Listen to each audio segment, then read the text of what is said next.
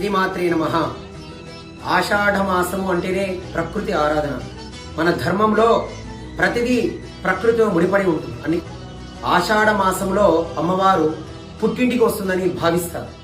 అందుకే అమ్మవారిని ఆడపిల్లగా భావన చేసి పదార్థాలను నైవేద్యంగా ఉండి బోనాలు సమర్పిస్తారు. భోజనము అంటే ప్రకృతి, బోనము అంటే వికృతి. ఈ బోనాలలో ఉన్నటువంటి శాస్త్రీయతను చూస్తే ఒక కొత్త కుండలో నైవేద్యాన్ని ఉండి దానికి చుట్టూ సున్నము, పసుపు, కుంకుమ, వేప కొమ్మలు, దానిపైన దీపము పెట్టడంలో ఆంతర్యము.